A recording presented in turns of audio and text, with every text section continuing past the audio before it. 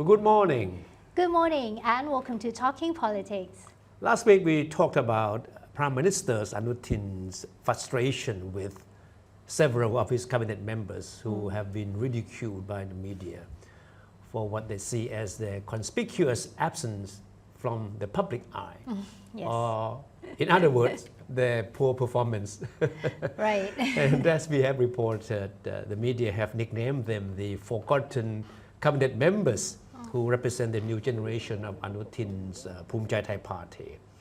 And these people are collectively known as the political princelings, or children of the so-called Ban Jai, the power brokers who have dominated Thai politics for decades.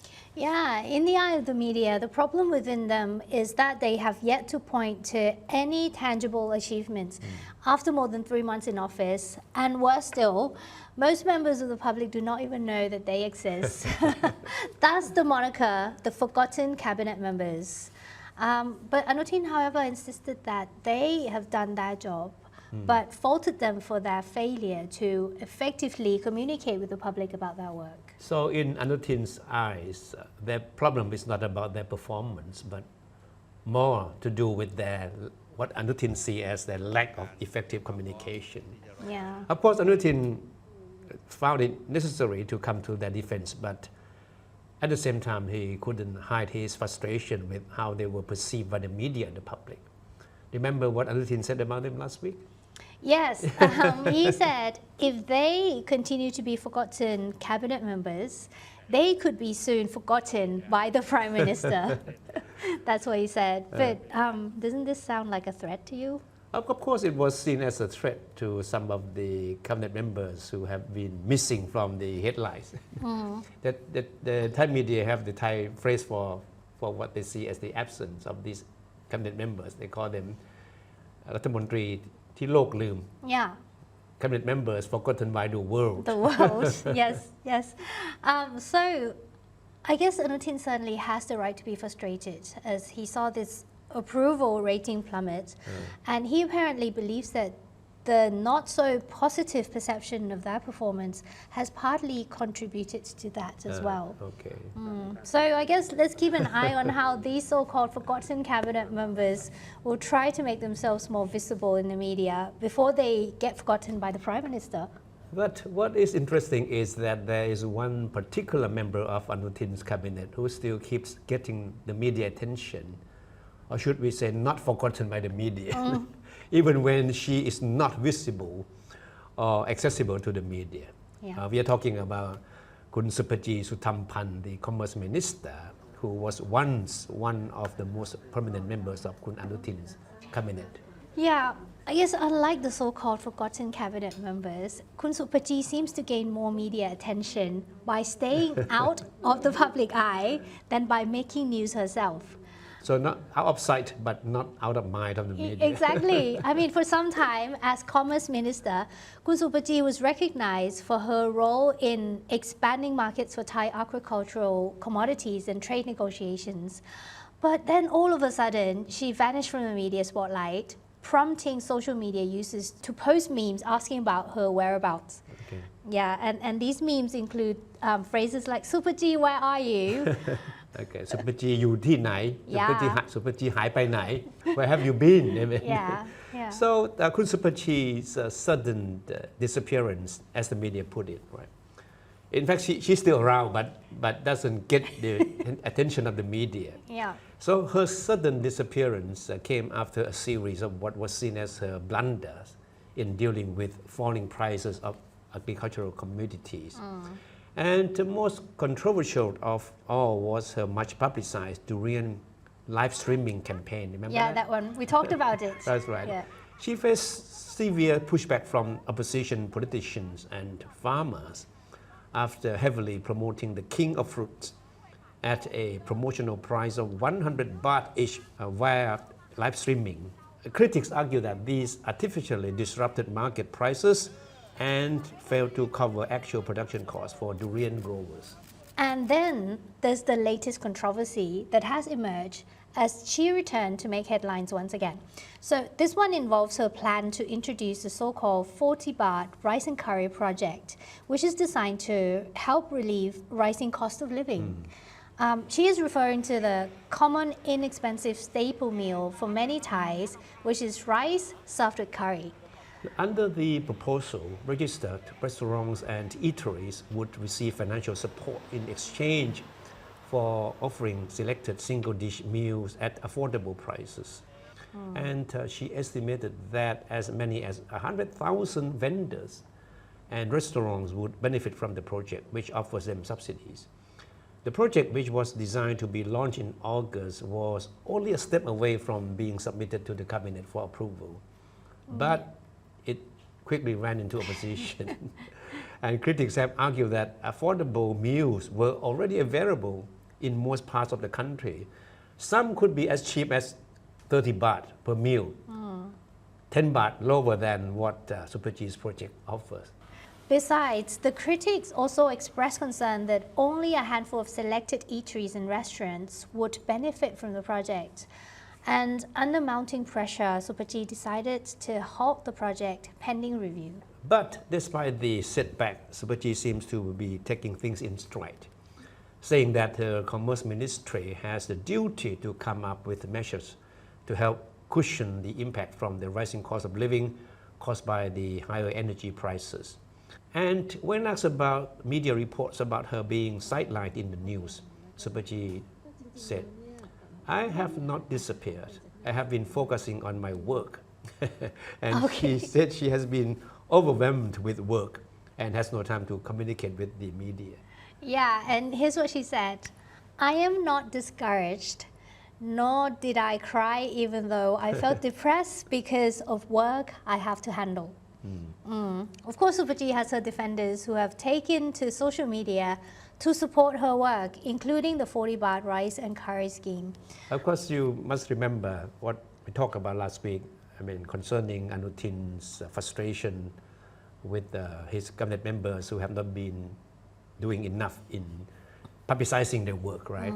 So Suphajee said, from this point on, judging from what she said, she must have considered herself part of the forgotten members or not. We are not quite sure. Yeah. But she said that from this point on, she will try to make herself and her work more visible.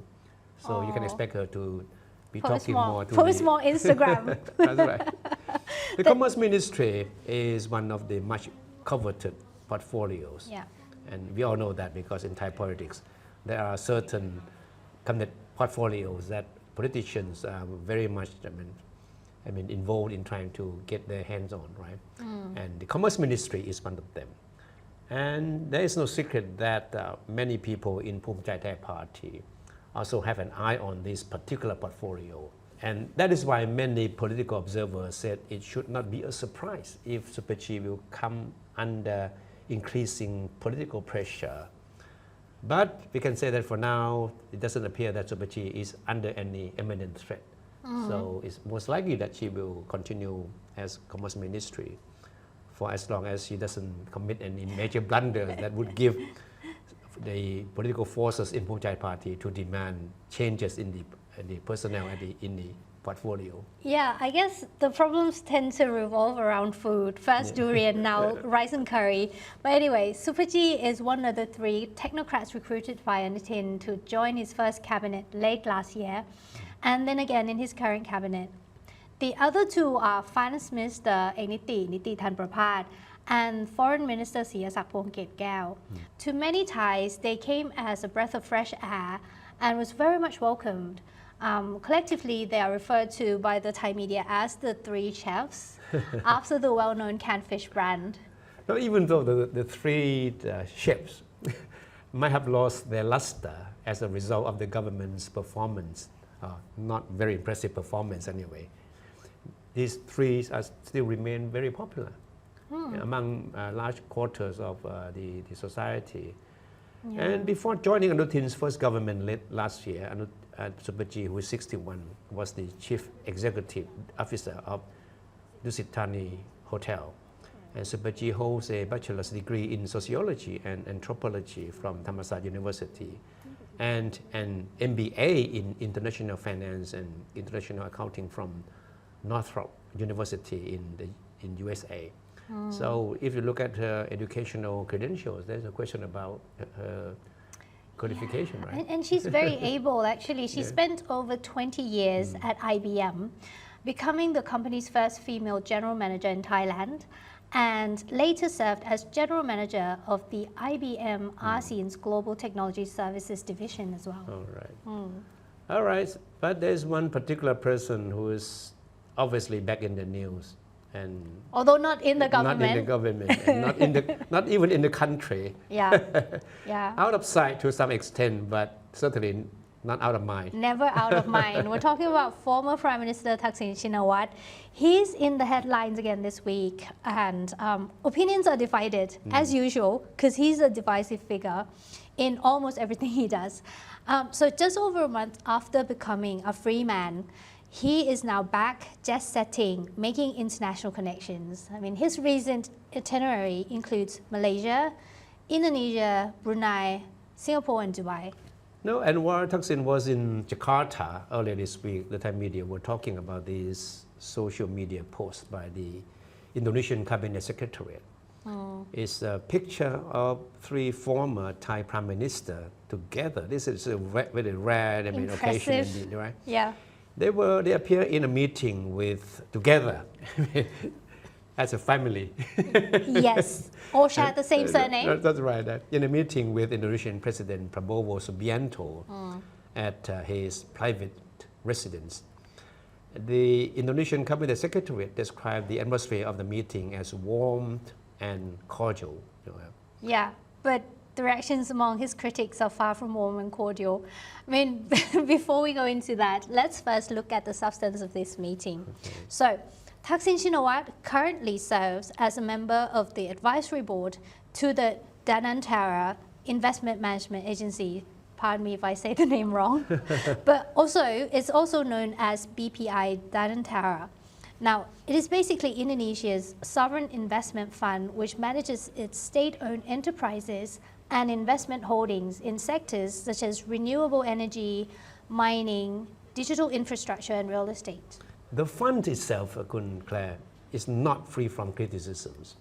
In recent reports by Reuters and the South China Morning Post this week, concerns are growing over the provision of the so-called immunity guarantees that purchases of Danantara special bonds will be protected from potential criminal and tax-related prosecution, as well as civil lawsuits.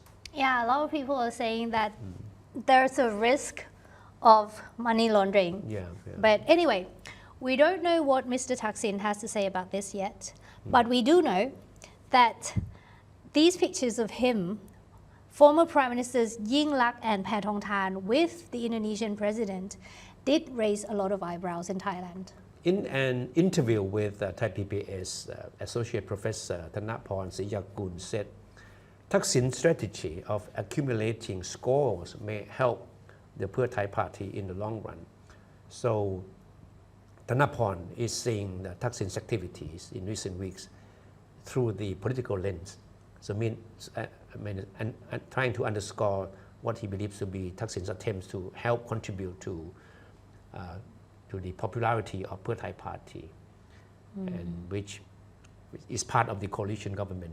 After all, Thanaporn believes that when it comes to international connections with politicians and business leaders, Thaksin is still unrivaled in Thailand's political circle. Thanaporn also said that if during one of these visits, Thaksin can close an important deal, then it would help boost Pheu Thai's public image too. Yeah, don't be surprised if Thaksin will try to steal some media headlines with some deals that he may be able to strike during one of his trips.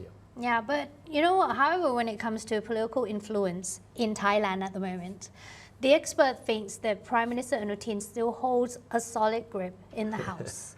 Anutin, when confronted by reporters about what Thaksin is doing, he tried to play things down, saying that, referring to the 3 former Prime Minister, Anutin said that one is his younger sister and the other is his daughter. It's a family matter. There's no reason to suspect anything. He, meaning Thaksin, is free to go wherever he wants. Wherever he goes, he is treated just like any other ordinary persons. I see it as a friendly meeting among leaders, just as it is. Okay, so Anutin plays it down, and Thaksin will always be Thaksin, who makes his presence felt, although he's not in the country. No. After all, the Phumjai Thai Party and the Pheu Thai Party are still in the same government coalition. Yeah. So they need each other for now. And in addition to this, some Thai political observers call for caution, saying that the meetings in Jakarta with the Indonesian president should not be interpreted or exaggerated into a political controversy. These observers argue that Thaksin and Prabowo have maintained a long-standing personal relationship. So this is not something extraordinary.